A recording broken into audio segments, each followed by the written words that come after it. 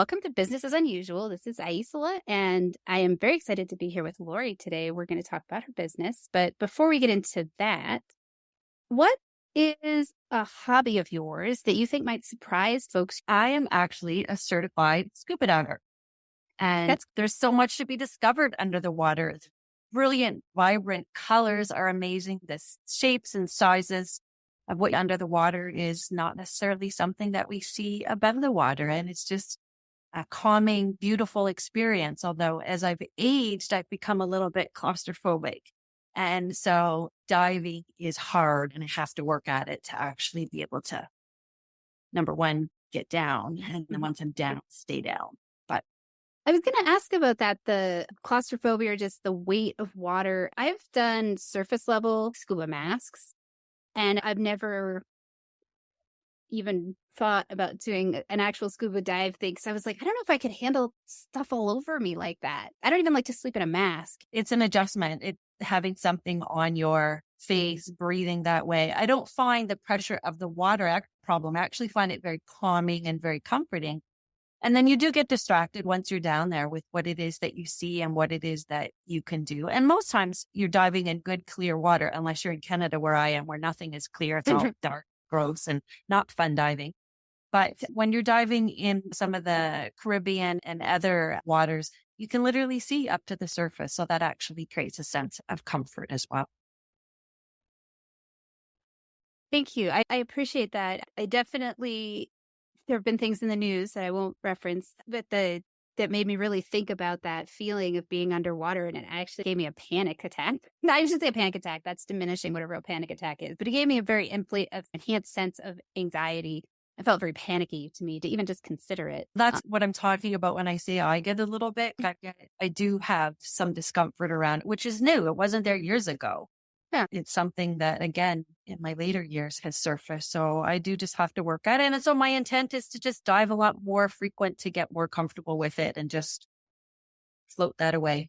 That makes sense. Thank you for sharing. Your business that you are currently actively running, because I know you've done more than one thing in your life, is Lori Stanley Nonprofit Consulting. What inspired that for you? My firm is uniquely and creatively titled Lori Stanley Nonprofit Consulting. And so I empower nonprofits to deepen their social impact through clarity, focus, and strategy. The services are strategic planning, developing growth strategies for their organization, whether it's a startup, whether it's an established nonprofit. Certainly I've done charity work, social enterprise as well. And so also includes vision, values, and mission development, and stakeholder engagement, outreach, and engagement plans. And it's something that I would say to you started even in my childhood. And as a family, we were always involved in our community, both my mom and father, and then myself as a teenager. Some days it felt like our home was a revolving door with people coming forward to my dad with their differing needs. That sort of sparked that commitment and certainly grew those values in terms of being invested in community. And so I would say it's what led me down the path of nonprofit sector work. And my career has, for the most part, been focused on nonprofit organizations, but I certainly have worked within for-profit organizations, social enterprise organizations, and all at a local, provincial, and even a global level. And so in terms of how I landed in consulting, it was actually that globally based social enterprise that I was working for diversified the company. And I started a stream of consulting, and I got hooked in doing that because I loved seeing how we could actually make an impact and help other nonprofits through the work that we were doing using some in-house specialty and expertise that we had, and providing those services to other nonprofits or for-profit organizations. We actually had a number of for-profit organizations that we had contracts with. And I just seeing the impact and the outcome of being able to help other organizations move forward and achieve some of their goals. And then certainly I personally love the challenge of understanding customer or client needs and interests, and how can I create a service that very much meets their needs. And then I'm not going to lie, I like the thrill of the chase, the marketing, the selling, and then ultimately being able to have someone say, yes, you can deliver for me exactly what it is that we need that would help us make a difference. It is, there's something very fulfilling, especially if you are a helper person, in realizing the ways in which you can be part of somebody's solution and or help them feel a sense of relief. That's one of the things that I love, is when I could see that the person I'm working with they drop their shoulders and let out a sigh like, oh, it's okay. Like, I don't have to do this whole laundry list of things that I thought. I can just do this 2 things that I'm already actually pretty good at, and it's all good. We all, I think, do this to ourselves. My experience is most of the people I know that I've talked to about it, so I'm making up a statistic, but there you go, where we have this idea about how things are supposed to be, and then we try to fit ourselves into that instead of seeing how we are and working to achieve our goals with an understanding and compassion for that. And what I do is so much about that. Certainly in the nonprofit sector, it's a very demanding field. You have multiple stakeholders. You have the pressure of the day-to-day operations and activities that can pull you into that and pull you away from being strategic.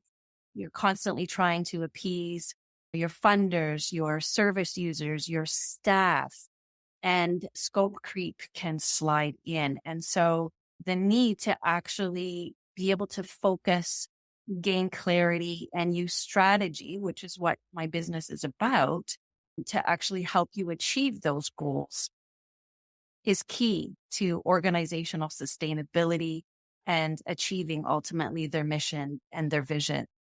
I've spent my life being a catalyst for change, making an impact in the world for other people who face multiple barriers and vulnerabilities so that they can soar. That's the part that started through my family.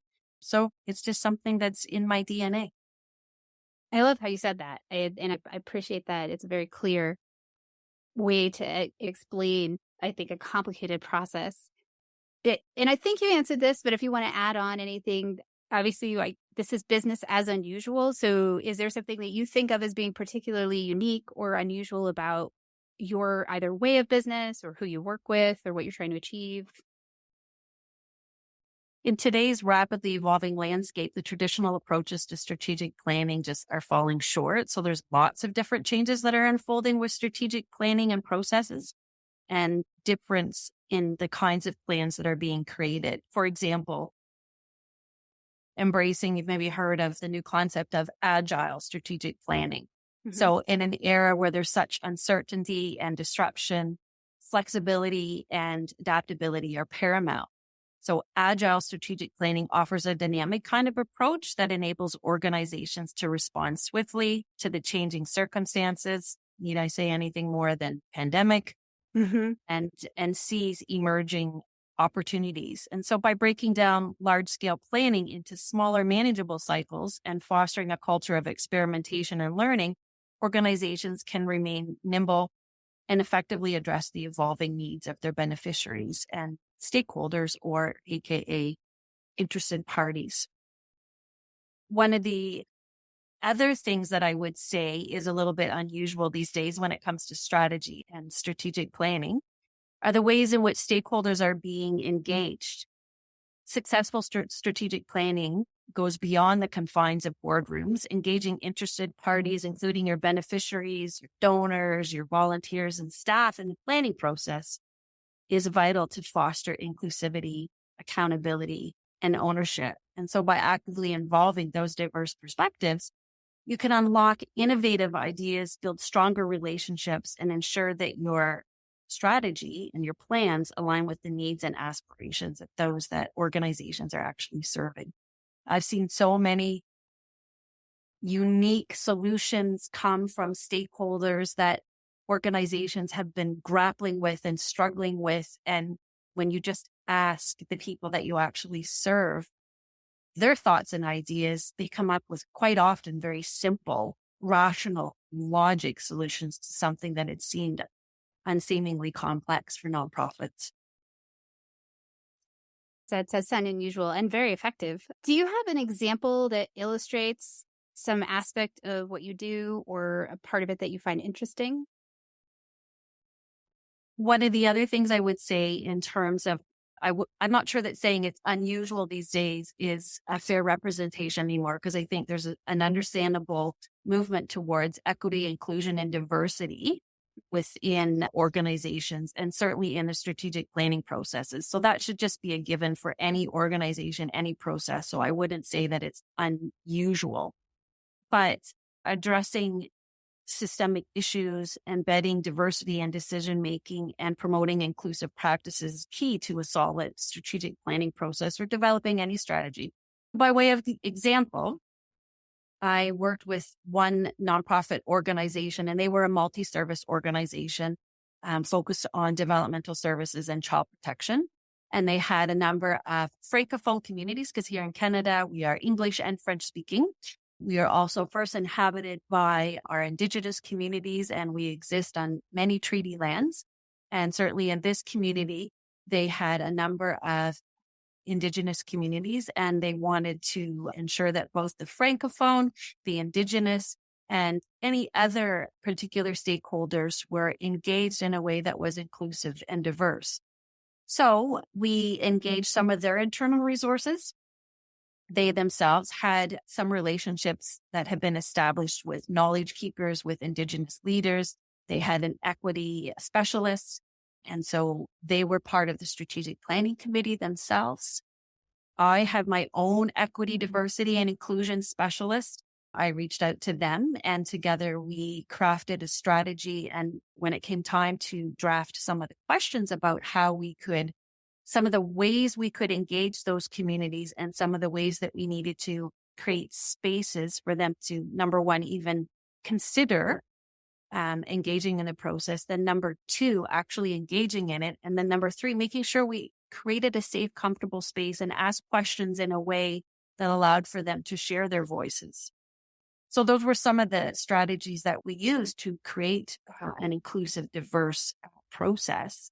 And what we got in return were some real deep reflections, some critical feedback, and again, some solutions about what stakeholders, those groups, interested parties really needed that maybe hadn't necessarily been considered initially without having had that level of engagement. It sounds very effective. And who thrives with your service? So I would say that small to medium organizations who are powered by purpose and certainly are invested in their vision are folks that thrive when we work together. Organizations that understand and see the value of strategy and are looking to grow. And growth doesn't mean size. It can mean size, but it can also, and it doesn't necessarily have to be about money. It can be a new program. It can be a new direction, but certainly my services do include helping organizations scale or expand to a different region, again, to a different service, a different program, a different client population. And certainly, as I've shared already, folks who very much know that the quality of relationships amongst the staff they work with, their board, and other interested parties and audiences are directly connected to their outcome and their performance. If those organizations realize that relationship, those are folks that I work well with or do well within the services I provide, and recognizing that it's important to engage those groups. And certainly nonprofits that are just getting started, some work with charities, social enterprises at college, and a government, a territory rather, that I'm just starting to do some work with. Can you share some advice that you have received or that you go to that influences how you work? I can. I'm not sure that it was necessarily advice. I would say it's more something that I read because I'm a bit of a reader, always around self-awareness and reflection and growth. And I can't just do one story. Yeah. But judgment equals punishment. Whether we're judging ourselves about something we've done, not done, said, missed, whatever, or judgment of others, a level of punishment. So that's always stuck with me and is something I use as a guide in terms of, am I judging? Am I punishing myself or others? What expectations am I trying to meet? So Mhm. this was a great one that really built a lot of self-awareness in me in terms of, how am I measuring myself? What am I comparing myself to? What am I measuring myself against? And what I discovered, like not many other people, was that it was some really unrealistic societal expectations that have been socialized into me over the years. Mhm. And another really powerful one is dismiss that which insults your soul. Mm. And I can't say that I love this one, but I think it's an important one and there's merit in it, but feel it all, Mhm. including pain. Yeah. And pain is rising. So love, hate that one, but it is very powerful and very real. Yeah. Yeah, I have a friend who is always saying, I'm realistic, but what they mean is they focus on the hardest things. And I see that a lot. And I feel like there's this either or, like either pain matters or it doesn't. And I'm like, it's just part of things. It's like birth. There's a lot of like glorious beauty in that. And you have a baby, and there's also a lot of pain. It's just part sometimes of the process. And it can feel like something people want to fixate on or avoid, and when they can right size it, I think that's the most powerful place to be. I agree. It's also very difficult and it's not fun. Relatedly, like I had a chiropractor working on my foot and he said, new pain is good pain. New pain is good. Interesting. And Okay. it is. And it actually allowed me to embrace pain in general, not just the pain in my foot, but to Hmm. see pain as potentially a positive and an opportunity. At one point in my life, I realized that a lot of the least pleasant experiences I had were the result of attempting to avoid pain. And I didn't like that. And the facts bore it out anyway. So it's like, all right, that's something to keep in mind. Like, I may not like how I'm feeling, and avoiding it is likely to be more unpleasant than simply dealing with it. Yeah, it's not going away. It's the Really. body trying to say, hello, hello. I've worked in, a lot of my work has been with trauma and Mhm. people experiencing trauma. I appreciate that whole, the body has memory, muscle memory, and it holds on to that trauma. That's actually something I should probably highlight as unique to what it is that I do. So one of the things that I would say that's unusual about this consulting service that I provide is I have a lot of background in trauma work.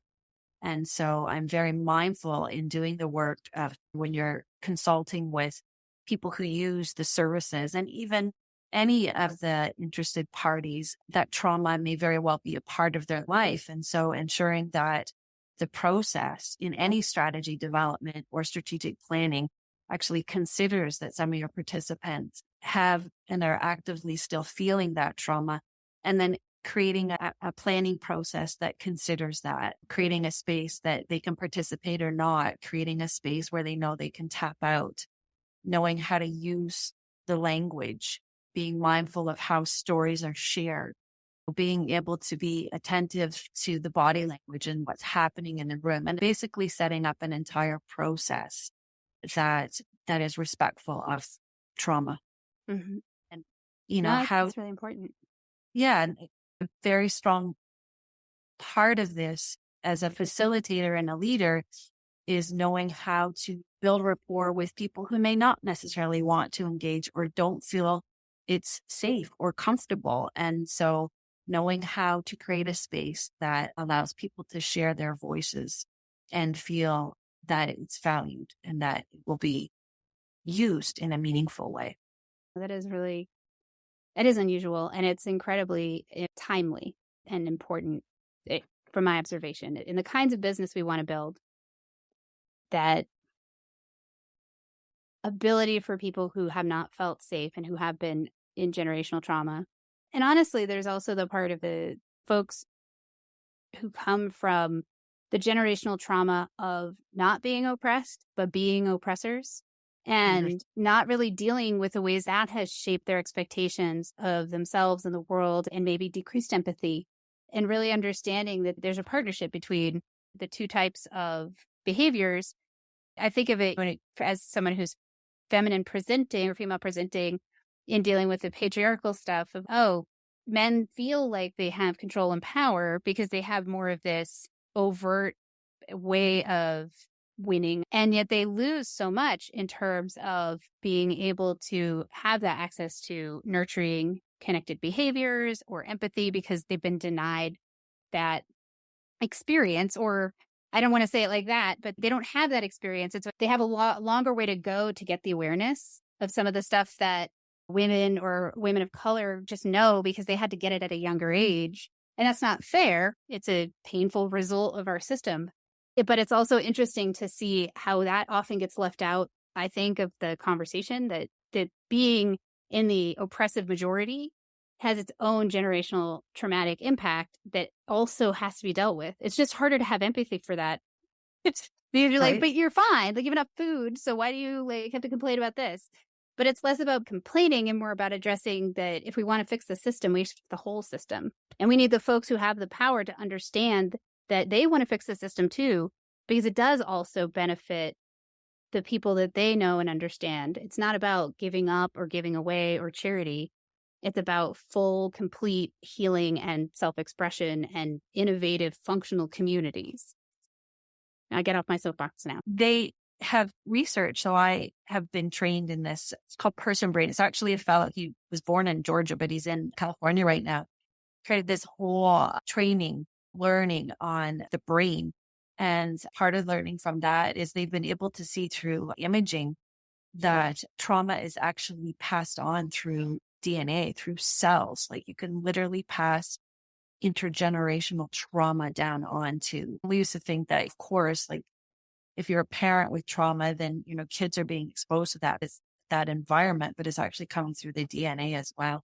Scary. Yeah. No, they did that with the rats where they like abused them with the cherry flavor. And then like their grandbabies would run from the smell of cherry. Like it was this weird, yeah, like they showed like great and great grandbabies. I didn't get that. Yeah, Well, no, they did this whole thing. And they like, I don't remember exactly, they like shocked them or something and made them smell cherry flavor. And it went down something like 6 generations of rats would run from the smell of cherry, which makes sense when you think about if you don't have written language, biologically, evolutionarily, being able to pass down danger genetically is a very sensible process. wow. And a lot of the trauma we have these days aren't necessarily about running away from a snake. And so it maybe doesn't serve us in the same way that it might have in the past. Wow. Yeah. You or I and I are in the same spaces. Like that whole person brain thing is exactly about that. The training was around the 3 parts of your brain. And when people are kicked into survival brain because of snakes and what it looks like in this day and age and how you have to create a safe space to pull them out of the survival brain. It's important. Can you talk about what you do to keep yourself recharged and inspired? So I would say, interestingly, my path into this business actually hasn't been complicated or hard. A lot of people would understandably say growing a business is complex, and it is. But I think I just came into it at the right stage of my life and the right mindset. And so for anybody who's thinking about starting your own business, you hear me when I say it calls your gremlins out, because why would someone want to purchase services from me? What's my value? All of that. And so I was just in a great space when I started this. And I walked through a lot of this with just belief and faith that all will work out. And it has. There's been the odd moment where I'm like, okay, what's in the pipeline for business opportunities? What's coming next? And I just dialogue with myself in those moments about everything has worked out. Everything will work out. And certainly if I bump into something that goes awry, I chalk it up to lessons learned. I embrace my perfections. I recognize I'm human. So I think a lot of those things are built-in resilience that keeps me refreshed and keeps me recharged. But I read great authors like Brene Brown, Glennon Doyle, Kristen Neff, Fierce Self-Compassion. And then I have an amazing group of cheerleaders in my life. And then for my early years, some of those mentors are still with me. And then more specifically, I garden. I'm all about high impact hits training. I love music. I dance. but I carefully pace myself so that I can do the best work that I can for the people that I'm here to support and serve so they can have the best of me. I love that. What does success look like to you? Success to me is different for each client that I work with. And I would say it's self-defined for them, where they feel like they have strategies and tools to help them advance their mission and work towards their vision.